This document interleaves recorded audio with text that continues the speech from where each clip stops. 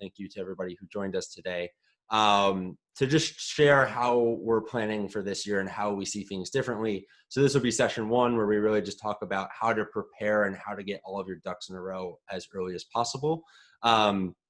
Because with even some companies starting promotions within a couple weeks, we just want to make sure that everybody has the insights and the information that they can best prepare for this holiday period. So I'm your host, Jeremy Horowitz. I run our partnerships team here at Daasity. For anyone who isn't familiar, Daasity is a leading D2C analytics platform where we help growing merchants on Shopify and in e-commerce find the insights to grow to their next level of scale.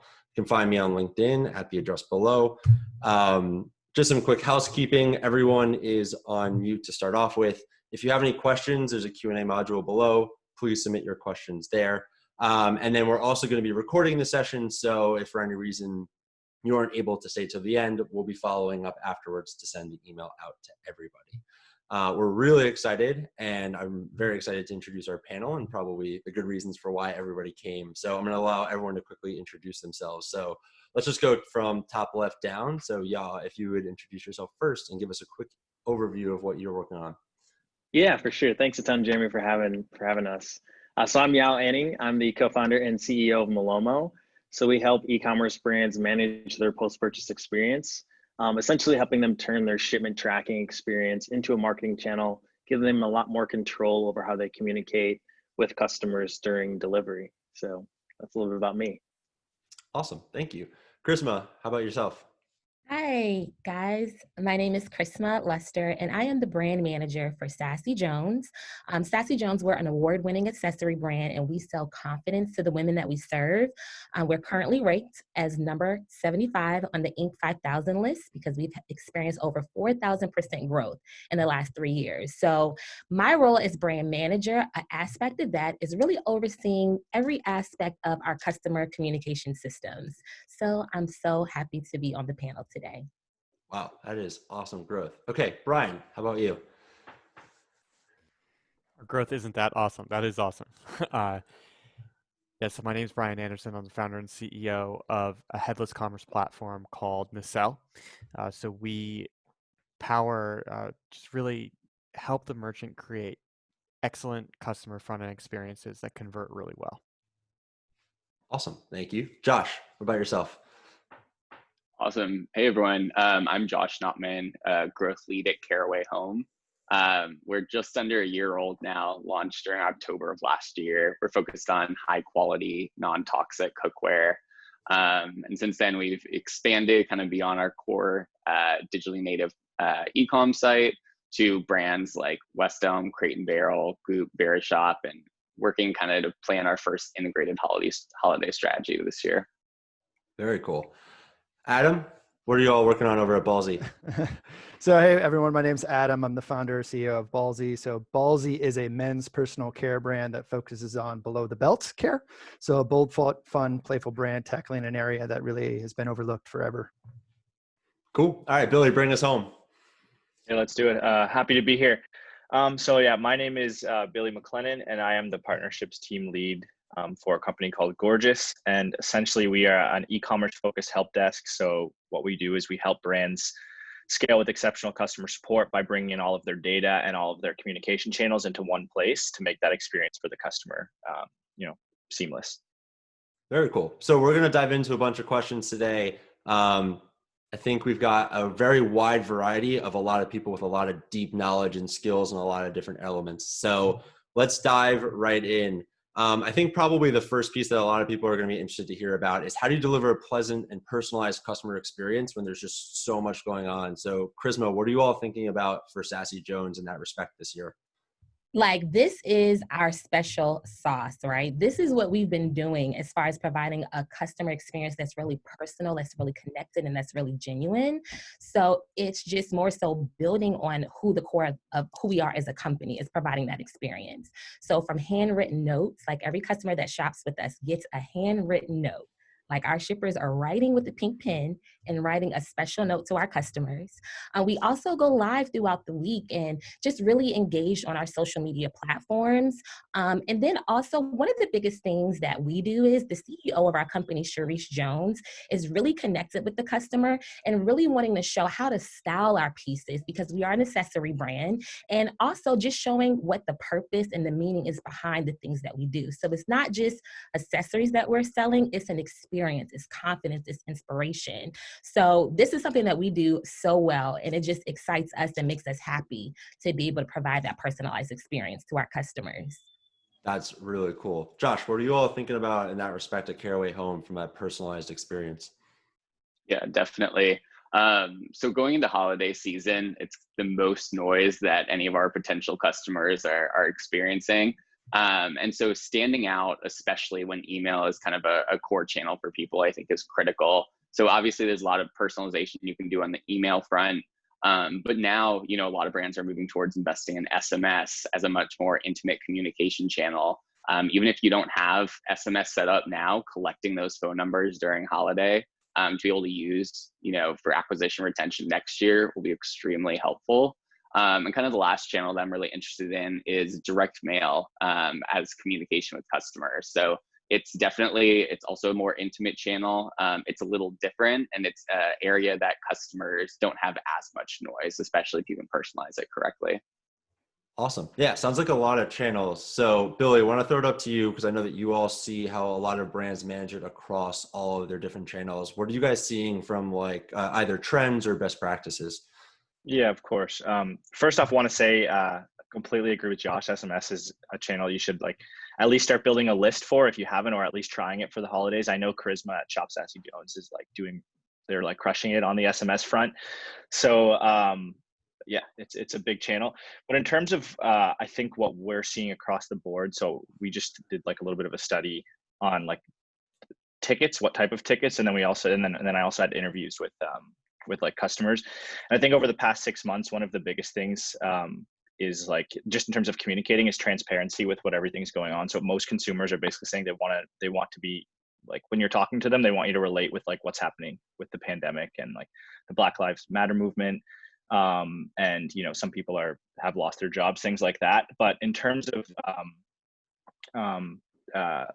data, I think very important. There's a lot of channels. There's I think on average each brand probably has 5 or 6 different channels. So integrating all of your technology into one place as much as possible, so that you can personalize the communication when you're talking with them. And then also a big one, and this one goes hand in hand with conversion rate and LTV is response time. So you'll see huge upticks in conversion rates if you're getting back to people fast on channels like SMS, like live chat, and even email as well. Yeah. I think that's so important just to stay on top of it. So now that we're kind of focusing on that and bringing customers in the door, I think what a lot of people are focused on is how do you really optimize your ROAS during this holiday period, right? And get all those people through all of those channels. So Adam, how are you all viewing this over at Ballsy? Yeah. The core metric for holiday, right? ROAS. So I think as marketers and operators, when we think ROAS, the first thing we think about is campaign optimization, on Facebook, Instagram, what have you, which of course you need to be testing content and driving efficiencies. But really the second half of that, and I think sometimes is overlooked, is what happens when you get them in the door. And what we've done is concentrate on AOV and conversion rate. So specifically around AOV, there's a lot of discounting that happens, of course, around holidays, but how can you also drive up AOV to kind of combat that and then obviously raise your ROAS? So 2 things we really focused on were cross-sells and upsells. So last year we added product page cross-sells. So basically for us, we're a personal care brand. Somebody adds body wash, we're showing them, shampoo and conditioner. And then taking it a step further, we use a cart upsell and a checkout upsell. And the checkout upsell for us was just a huge win.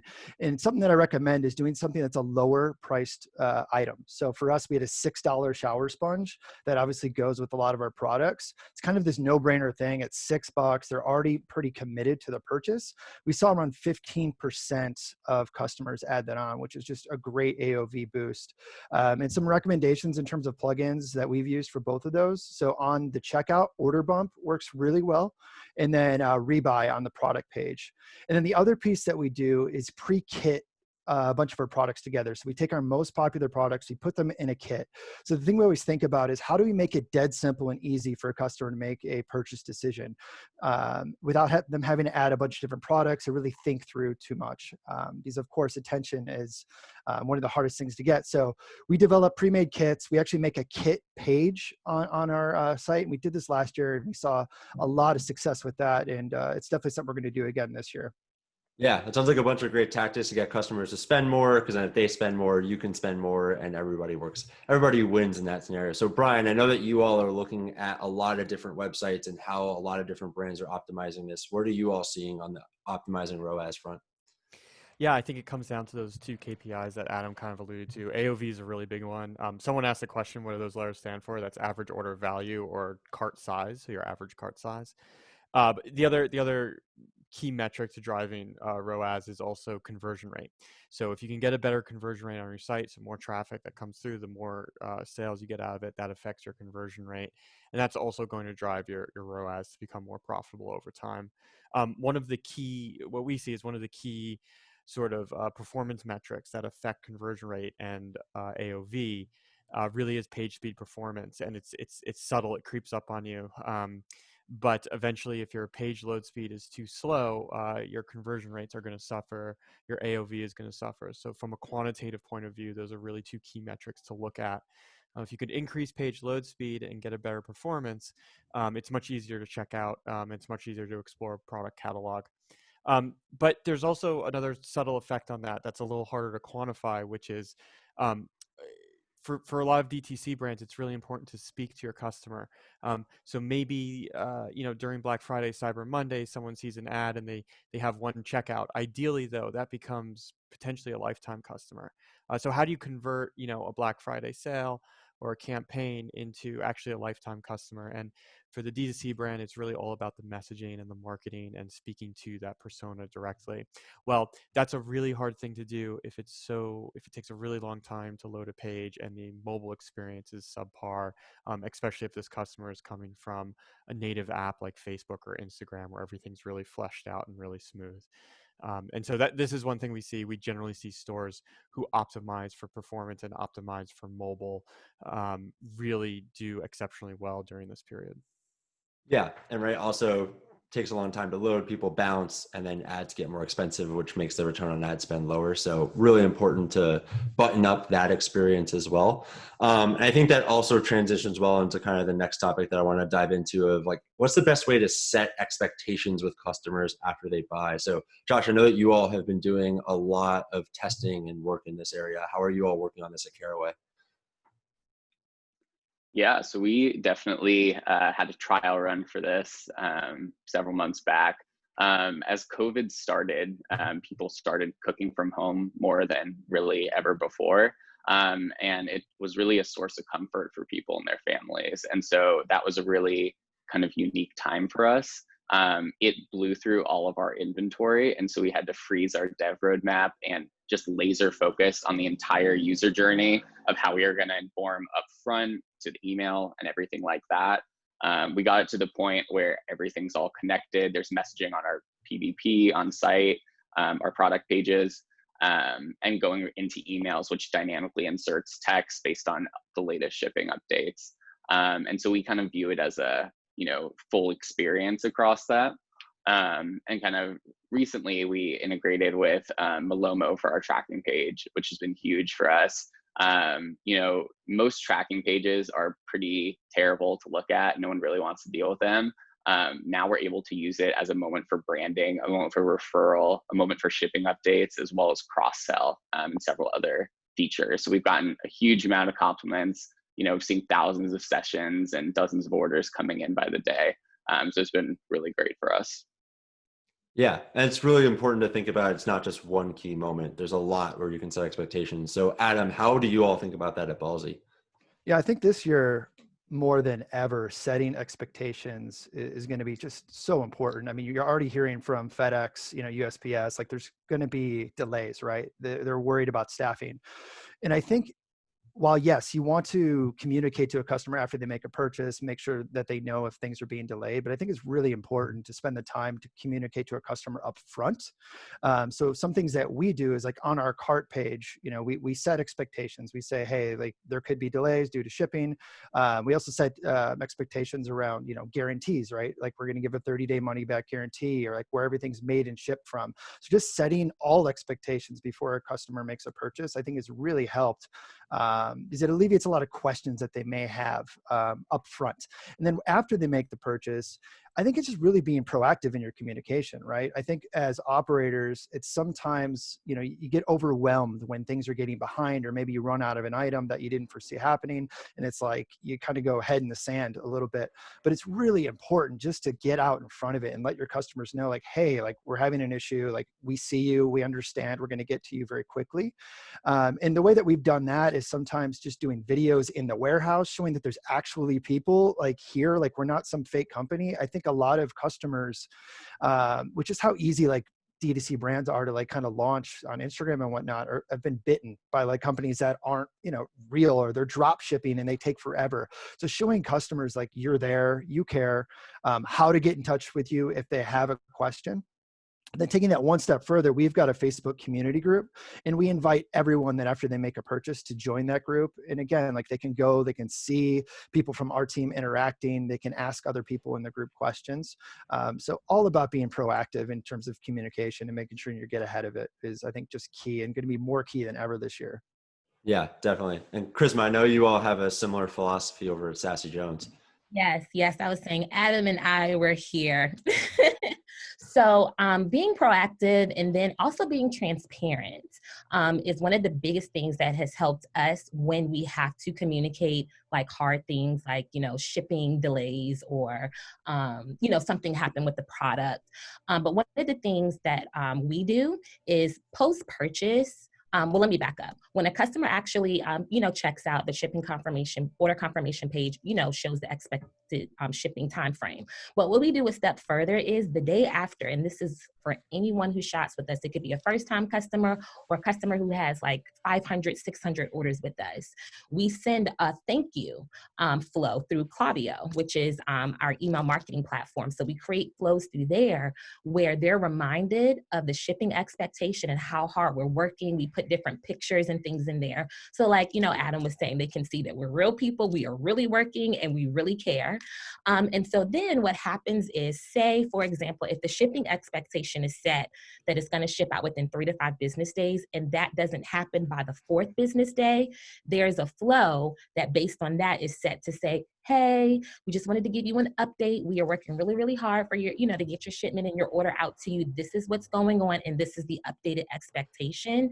And, you know, if we have to do, you know, pivot or, you know, make changes and adjust based on that, because especially when COVID hit, it was a lot of that. So I think and I don't know if others on the panel can relate, but I think we've already been kind of like trained in a learning, you know, space with the whole COVID thing to kind of know with Black Friday and how that is going to be a lot of orders, just how to strategize and to pivot with post communication. In addition, we do have communities, which I'll talk about a little bit later, but we do have communities, and especially when a customer makes a purchase or is even thinking about making a purchase, we have a community on Facebook where they can join with thousands of other customers across the globe and really, you know, be able to see, like Adam was saying, us interact with them and different things like that. And then we go live, you know, from our office, you know, showing them the warehouse, showing the shipping process and all of that. So we're very transparent, you know, I would say on our end with the post-customer purchase.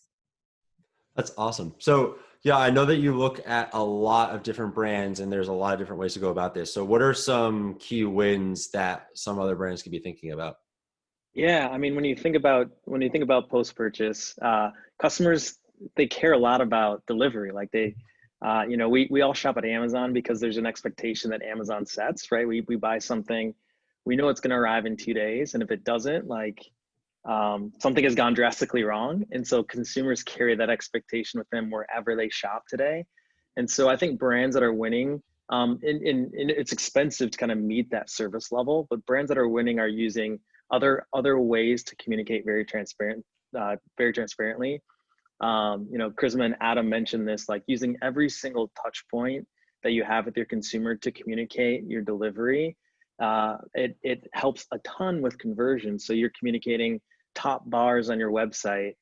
Sol de Janeiro, that when COVID set in, they had to, like, their warehouse was seeing delays in getting orders out. So they used their top bar banner to say, hey, orders are shipping out a little bit later because we're going through new sanitization processes. And that alone is like, oh, I can relate to that. I can understand that. I might not expect my order to come as fast as it used to, but the brand is communicating with me about what's happening, and also showing that stuff on product display pages, on confirmation pages. Every single post-purchase email you send, transactional email, letting customers know expected delivery is really important. Another thing that I see brands doing as we get closer to the actual holiday rush is they'll show, hey, if you want to get your order to your door, to the person that you bought this gift for, you should purchase by this date and use this type of shipping, so that you can expect to get that order well before the holiday season. So a lot of brands that use that to just like set that expectation. It does two things. One, it makes me very calm. Like, it eases my anxiety that if I buy, like, I should expect it to arrive before, December 25th. But it also creates a little bit of urgency, right? If I know that, oh, I need to buy by this date to get it there, you can also use that to drive conversions.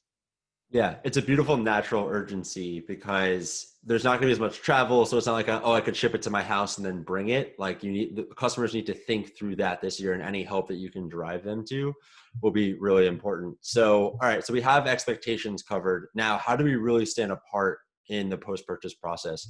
So Adam, what are you all doing to really set yourself apart from everyone else in the men's care space?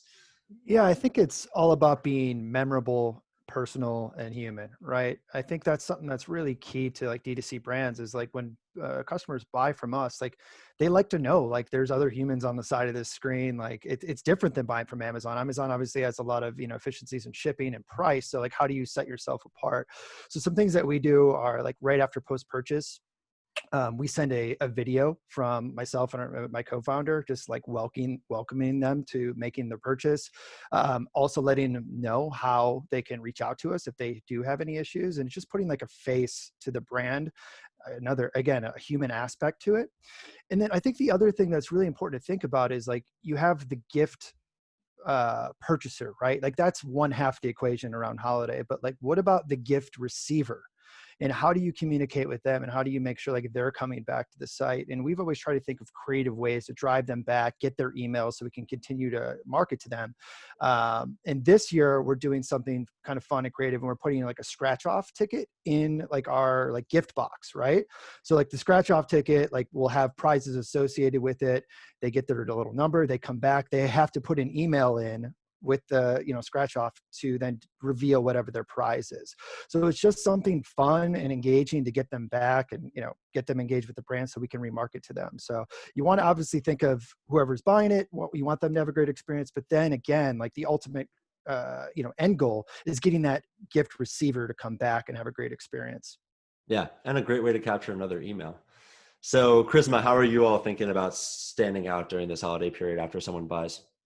So this is like, again, it just brings like joy as far as like standing out, because one of the things is we really care about our customers. We know our customer and what she thinks, what she wants, how she feels, right? Because we're an accessories brand. So one of the things that we do is first, we love to text. So we do have SMS platform. Currently right now it's Postscripts, but really getting like their email and their phone number so that we can have personalized conversation and where they can reach out to us directly about different things. But also with like the different flows that we have, personalizing those.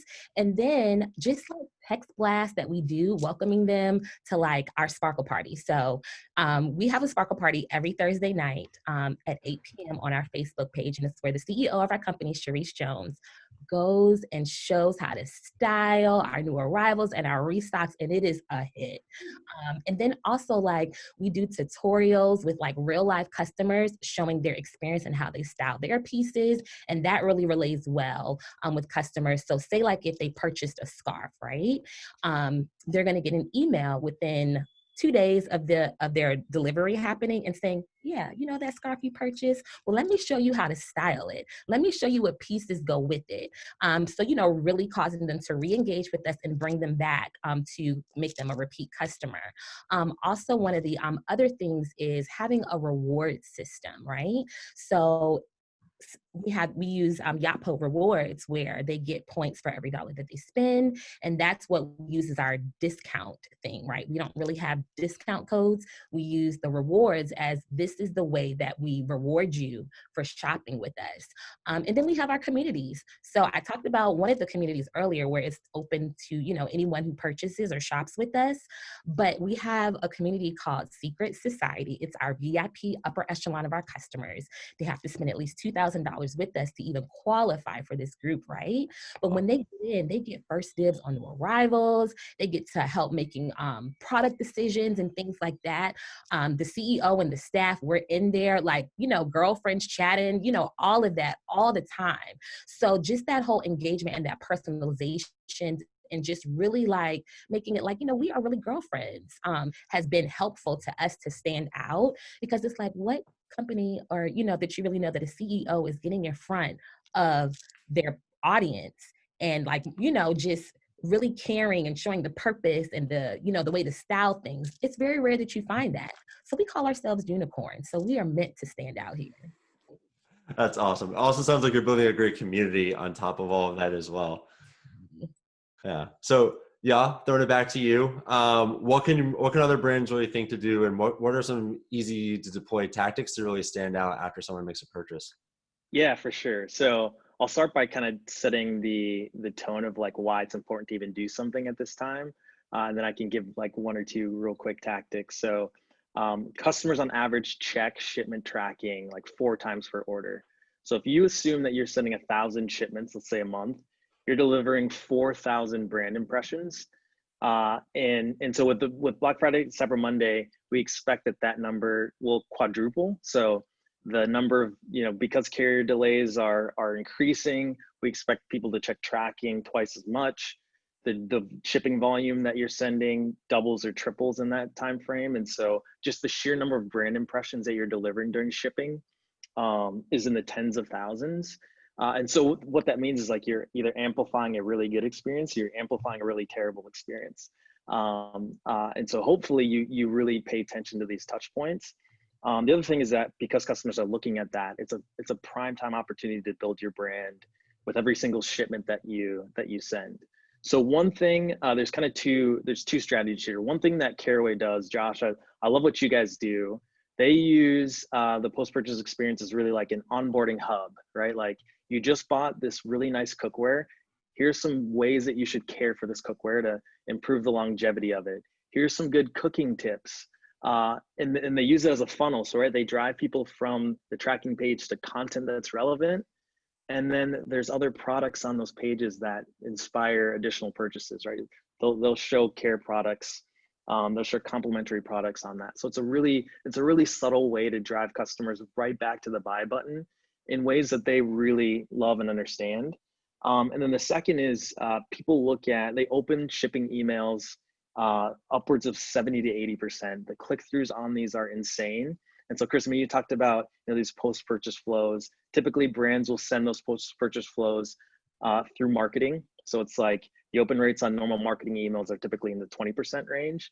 Shipping emails are transactional. They hit the main inbox and they get tons of opens, and they're emails that customers want to see, so they open them a lot, which means that's prime time real estate to do other things, right? To inspire referrals, like Adam was talking about, to drive them to your online communities, to ask for referrals, to cross-sell and upsell them, to share thank you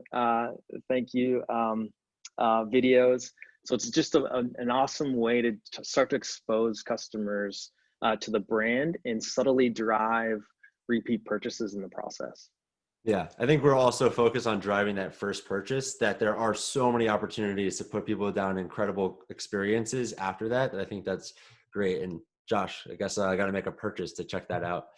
So I think we've covered a lot of really good and a wide range of areas, but now on the flip side, we actually need to manage all of this stuff and really staff up for just all the different communication, and everything is so busy. So how are you all thinking about like staying engaged with channels during this time? So Chris, I'll pass it to you first.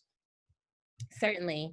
So one of the things that I really look at as far as like staying engaged is really like what, for example, with my customer service team, our customer service team, like what are the common email trends that we're receiving from customers? And even thinking about last Black Friday, this will be my third Black Friday season here at Sassy Jones. So even like just kind of forecasting, okay, I know when this happened, these were the type of responses that we got, the questions that we got. So really like strategizing and almost doing like a SWOT of like what worked and what didn't. And then based on that, pulling in Gorgias, Billy, making what they have as macros, right? They are pre-provided verbiage that you put in so that you will be able to respond quicker to customer inquiries and things like that. Also, being in tune with the different communication channels and what customers are sending back, or even in our community groups, lets us know, okay, we need to do a tutorial for this, or we need to do a video to explain this, or we need to, just get ahead of this. So again, back to what I was saying earlier about being proactive with communication from prior experiences, what you're experiencing now, and what you expect to experience with the Black Friday season, just making sure that you have things in place so it's not trying to come up with strategy in the middle of like all that's going to be happening. Yeah, planning and being proactive is definitely key. So Billy, I feel like that tees you up perfectly. What are you all seeing? What would be helpful? What should merchants be thinking about? Yeah, of course. I mean, Charisma made a couple of good points on the product side. So I think like what we saw last year was on the channel side and communication side was like an 80% increase in ticket volume. And then because of COVID, order volume, we saw the merchants we work with like basically like a 2.5x increase. So expect similar things, anywhere from like 2 to 5x in like probably order volume over the holiday season, and not just Black Friday, Cyber Monday weekend, but over a few months, because a lot of large retail, they're basically extending offers and they're pushing online. So yeah, using macros to basically respond faster with data. I think tags. So basically using a tagging system to see what your most common questions are. We did a study that basically showed, like, this isn't specific to holiday season, but basically showed that like 50% of tickets are some sort of order related question, whether that be order status or damaged order, or like returns, exchanges, things like that. And then I think the like last thing is training is like having enough staffing. So like a healthy agent should be able to do, I think, like roughly 60 to 80 tickets a day. But we saw during like the peak times of COVID, agents were doing like up to 100 tickets a day. So like getting to the part of like being a little bit overworked. So the first thing you can do is just look at trends, look at like ticket to order ratio. So how many tickets you got in 1 month, how many orders you got in 1 month. Say, every 5 orders I get 1 ticket, and then estimate how much volume you're going to get. Make sure you have the right number of people based on a healthy number of tickets an agent can do. And then also on the LTV part and AOV side, there's a lot of opportunity on the CS side. People don't really think about it, but to drive more sales when people are reaching out. So there's a lot of like pre-purchase questions, post-purchase questions. Like one recommendation is adding your offers in your email signature. So whenever you send a support response back to somebody, if you have in the signature, by the way, this is our Black Friday offer, we're giving 50% off for these products. You're creating more call to actions when people are reaching out to you. And I was on a panel just before this actually, and someone had said that one of the most high traffic searches on Google is affordable, or like affordable offers, like affordable pricing. So essentially like discounts. So yeah, I think you're going to see a lot of heavy-handed discounting, but make sure to push that in all your communications. And then also upsells. So like I saw a really cool example with a brand we work with, and they have, they have a macro like Charisma said, where when someone reaches out about a damaged product, they send a macro and says, oh, hey, like, sorry, you can return it like this. By the way, you can also upgrade your order to the next tier of this product for $25. So now every single time they get a damaged product, they're upselling every single time. So just like some cool tricks on how to drive conversion rates through your CS tickets as well. Yeah, that's super cool. I'm really taking away from this that almost every customer interaction is an opportunity to sell. So I actually have to do quick channel management. Sarah's, just want to make sure I take care of everything. So for anyone who has any questions, we're going to get to Q&A in probably about 10 minutes. So in the bottom of your screen, you should see a Q&A section. If you just drop any questions you have in there, we'll get to them shortly. And if there's any specific panelists that you want to direct a question to, just let us know. And we still have the poll going. So top areas of interest during this Black Friday, Cyber Monday period that you want to know about, definitely fill that out. So I think kind of the holy grail of all of this, right, is we're not just looking to drive a one-time purchase, although revenue is super important, but like as a brand, how do you turn that one-time BFCM buyer into a lifetime customer? So Adam, how are you all thinking about this? Like how are you from that transition from purchase to repeat customer? Yeah, unfortunately, there's not a lot of shortcuts here, right? Like, I mean, first and foremost, it just starts off with having a great quality product, right? Making sure like whatever your customer is receiving is, the best product they've ever received in that category regard. Following that up with fantastic customer service. I know the theme that's kind of been, woven through this entire talk is being proactive. And again, I think just with the way that shipping is going to kind of shake out this year, like being proactive on customer service, letting customers know up front what expectations are and getting in front of that if things go awry is super important. Next is really, exceeding expectations. Charisma talked about writing handwritten notes, just doing things that are like surprise and delight, not expected. And that's different from, for every brand, right? For us, we're very humor based. So like I said before, we send a video as a thank you page that's very humorous of, myself and our co-founder thanking them. And then just doing things that are memorable, again, like our lotto ticket idea, thinking outside the box and like how you can create this experience that no other store may be thinking about. And then obviously, I think behind all of that, just having great email follow-ups and flows through Klaviyo, which is our email provider, just making sure that you're, following up after holidays to make sure everything went well or is to plan, gathering feedback, and making sure you're continuing that conversation, with the purchaser. And again, trying to capture that gift receiver's email if you can to keep that conversation going after the gift's been given. Yeah, definitely. Josh, how are you all approaching this? Yeah, definitely. So yeah, as we've been talking about, it's the biggest quarter for customer acquisition. So we kind of look really into Q1, Q2 of 2021 as a really big opportunity on the retention front. So we kind of have a core retention stack that we evaluate it with. First we kind of start with analyzing the data. We use Daasity for heavy segmentation across the data to figure out how we can personalize kind of follow-up emails, follow-up offers, things like that, and then also really dive into lifetime value. Beyond that, we also use Klaviyo for email, Attentive for SMS, as well as a couple other channels. I mentioned direct mail earlier. We use SLM. You can get that out the door from uploading a design in 3 days. It's pretty fantastic. And then also using Malomo, as we were talking about earlier, it's a huge opportunity right after purchase to kind of send them down that funnel, that educational funnel. But it's been a big part of our surprise and delight aspect in addition to our unboxing, customer service, and things like that. So kind of all of those combined is how we view our retention stack, which is critical, to the ongoing success of the business. Yeah, definitely. And one quick question, SLM, what does that stand for? Shared local media. Got it. For anyone who isn't familiar, could you just break down what that is real quick? Yeah. So they're a really great company. They work on shared mailers, direct mailers, inserts, and also kind of the retention side. So it's pretty much as simple as you upload your design, you upload the addresses and segment it how you'd like. And then it all goes out automatically. So it's a pretty seamless process and not a ton of brands do it at this point. So in early testing, we've seen some really promising results. Cool. Yeah. Kind of bucking the trend, going analog when everybody's going digital. Cool. And then Brian, I know you have some thoughts on really how to create that experience to keep customers coming back and staying as long-term valuable customers.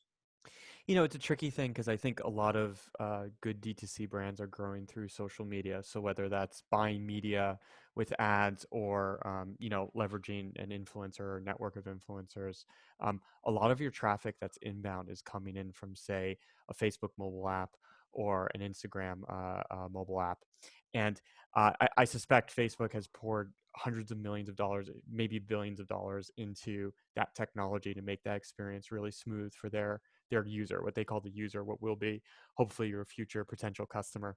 And I think the problem is when you get transported to a traditional website or traditional storefront where everything has to reload and everything takes a long time to load, it's this very jarring experience, right?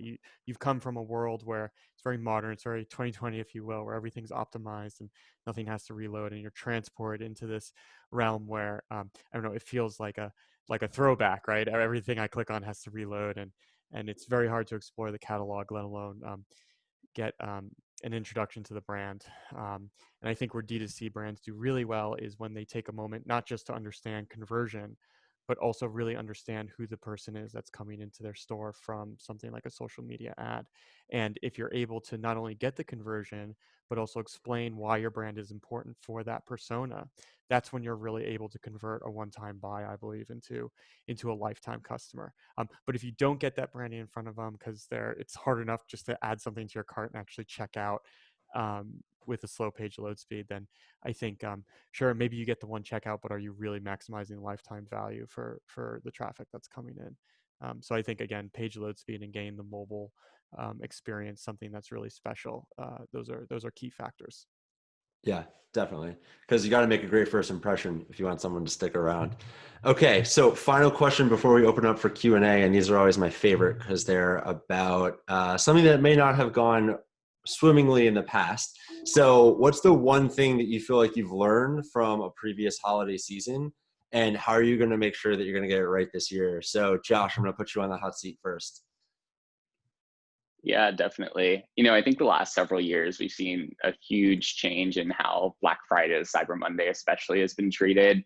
It used to be very focused. It's Friday to Monday and then you're done. But we kind of keep seeing the holiday season expand over time. And this year, with Amazon talking about launching as early as mid-October, it's going to be a very unique season. And then on the flip side, the shipping deadline coming up usually in mid-December is also likely going to be pulled back. So there's less shipping, less sales days in December, which is going to be a bit of a challenge.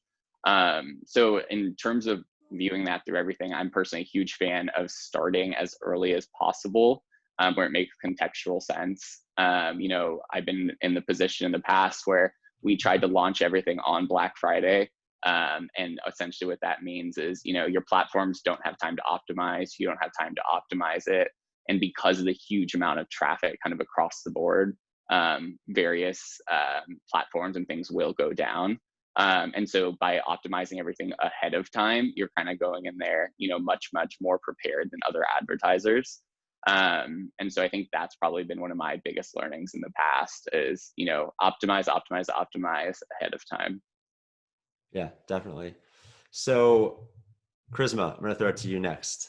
One great lesson that you want to pass along. I would say the greatest lesson is point blank period communication, just really being proactive, and something, touching back to what I was saying before, like just looking from past experiences and just like the losses or, the opportunities or the threats or whatever, just making sure that you have things in place as far as communication. So setting the right expectation for the customer, making sure you follow up. And then I know for, my team, we will make phone calls. If it gets to the point that we really need to, just even get a little bit deeper into that customer experience and making the customer feel warm and fuzzy and really, trusting us and, turning them around when something hasn't gone the way that we expected and what our culture and what our expectation is, we will get on the phone and call. So just, setting that up and training, the people that you're going to be managing and helping you oversee the different aspects that happen, especially during Black Friday, just giving them the expectation, a realistic expectation of, you know, what's to come, and just being prepared. Yeah, definitely. And I think the one thing that I just want to quickly throw in is also internal communication. Like getting the internal team on board is a really big win. All right, Adam, final big lesson for what do you got to bring us home? Yeah, I mean, it's kind of piggybacking on what Charisma said. I mean, what can go wrong will go wrong. I mean, it's holidays, things are all over the place. And again, communication is key. But I think the one piece that we haven't talked about is we dedicate a customer service person just to our Facebook ads.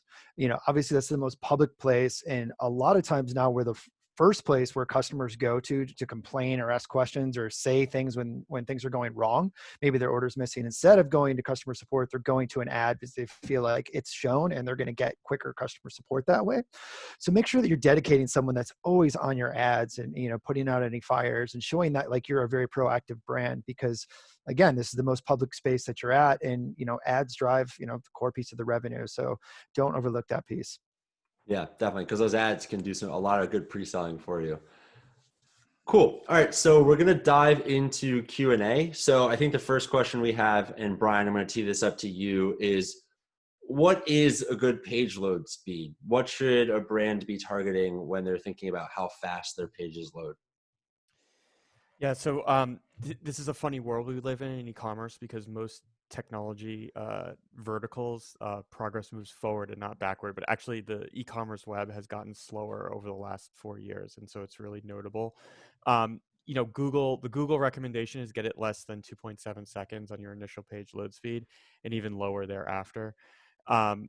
You know, I think most Shopify stores, most BigCommerce stores, most Magento stores, they tend to be significantly higher than that. And a lot of that has to do with, you know, your strategy, what third-party apps you're loading in, when you're loading them in. There's also some easy options like, you know, image size. Make sure you're optimizing your image size. Don't just put a massive image size on your homepage, because that will hurt your conversion rates overall. And you know, of course, at Nacelle, like with Adam's store, that's Nacelle powered. You know, his first page load speed is quite fast, but every page load thereafter is 30 to 40 milliseconds. And I think that does, I mean, I'll let Adam speak to it, but I think that is helpful when, you know, he's looking at conversion rate and really getting the opportunity to speak to his customers. Awesome. Does any of the brands want to take page load speed, or are we just going to, I mean, Brian gave a pretty thorough answer. Yeah, I mean, what I can say being a Nacelle customer is, you know, we definitely seen conversion and AOV both rise with quicker page load speed, which, you know, is obviously the holy grail of what you're looking for and something that we've experienced firsthand. So can't stress enough, you know, if you can convert to a headless build, it's been worth it on our end. So it's amazing. I mean, if you check out our site, ballsybrand.com, it loads so quick. It feels like Brian said, like a native app. Cool. So next question is, if you're looking to convert one-time purchasers into subscribers, what's the best way to do that? I think it kind of plays back into that COV point that we were talking about. So I'm going to leave it open. Who wants to take it first? I mean, I could jump in. You know, it's, from what we've seen, it's pretty difficult to convert after purchase, right? So we put a lot of emphasis early on, like pre-purchase, right? So we make it very clear on our product page that, hey, you get free shipping, you get a discount, and that's like a very, you know, prominent piece of our product page. And then outside of that, we also just have an entire page dedicated to subscriptions. So you can see everything, their price before, their price after. We make it super easy for them to make that decision up front.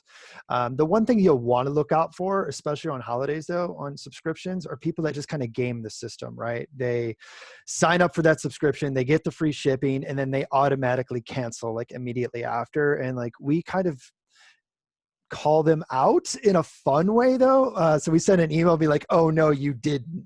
Like, we see you. It's like got a funny GIF in there.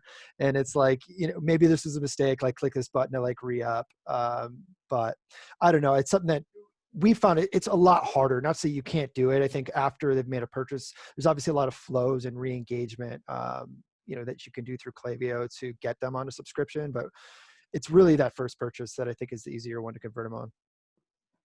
Brian, it looked like you were chomping at the bit at that question. No, I think Recharge does some really good work with subscribe and save functionality if that's a tactic you want to take, and I think I would certainly defer to Adam on tactics to turn a customer into a subscriber. But yeah, there is a certain amount of trust that has to happen between the merchant and the customer to really hit the subscription button. And so, how you represent your brand on that first customer experience, I think that probably is a big factor with getting it, or, get them to subscribe the first time around. And I mean, this is a bit obvious too, but some products are it's easier to subscribe to some products than others. So. Yeah. And what we found from a lot of success from our brands is that when they analyze who is making that first purchase, they then identify who they can cross-sell into if they don't subscribe on that first purchase. And that segmentation can get a little tactical, but can be really effective at converting a lot of those one-time purchasers into subscribers. Cool. Okay. So I think this is a great question. Thank you, Corinne. I want to probably spend the rest of the time talking about this one just because we only have a couple minutes left. Do you have any advice for a business that is trying to make up for a bad spring, summer season due to COVID and by pushing holiday sales? So I'm going to leave that one open if any of the brands want to start off, or any of the technologies. Like what would you do to really make up for that kind of missed quarter or two? I mean, I guess I can jump in again. I think it just comes down to preparation, making sure that like you've got your content plan, your promotion schedule. I guess looking at what went wrong. Like, this is kind of a hard question to answer because you don't know the specifics of what went wrong. Maybe it was at the ad level or inventory level or whatever. But I think it's just taking an honest look in the mirror and saying, all right, like why did we not have this great quarter? And then taking the time to like put the solutions in place. And I think sometimes it's obvious, but like just taking the time to like really step by step, like here's the issues we had and like here's what our plan is heading into holiday, because obviously this is just a huge moment for D2C brands. Anybody else? Because Josh. Yeah, I can hop in on this.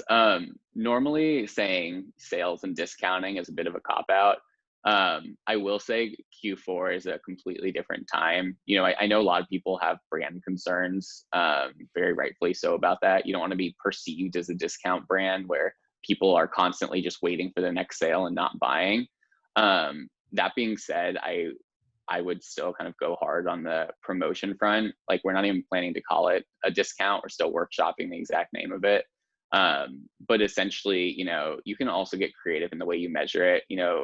I know other brands that have got really creative with brand measurements before and after. So during that Black Friday, Cyber Monday time before, and get a sense of how it affects their brand metrics. And a lot of them have seen, even with heavy discounting or promos, whatever you'll call it, not significant change in brand metrics. People expect it during this time. So you're not, in my opinion, devaluing your brand, kind of just by doing it over this time. Now, if you do it every week, and kind of the rest of the year, that's a different story, but I would treat Q4 as a special case. Yeah. And so actually I have a two-part answer to this and just want to run through it really quickly. So the first part is I would actually dive through your data and look at what the trends are and where the trends change. And especially if you have multiple years of data, really finding like where were the biggest opportunities and wins in previous holidays, and then how can we 2x or 5x that, I think will be really indicative, just because, I mean, COVID-19 was a black swan, so it's really hard to bounce back from that specific event. And then the second piece is actually all of the retail sector, right? Your Fortune 500 companies are all playing this game as well. So you're not going to be able to copy their tactics, but to like follow the format of what they're doing, right? They're extending their promotional calendar. They're starting earlier. They're going wider on what their promotions are as far as their catalog goes. And so thinking through some of those strategies, right? Like you're not going to beat Target at what Target's going to do, but following that process might open up some opportunities that can catch you up and create some new revenue opportunities for you to make that jump up so that you can kind of become whole for the end of the year. Candace, we're going to get to your question in 1 second. So just some final piece of housekeeping. We want to thank all of the panelists. We were really excited to dive into everything today.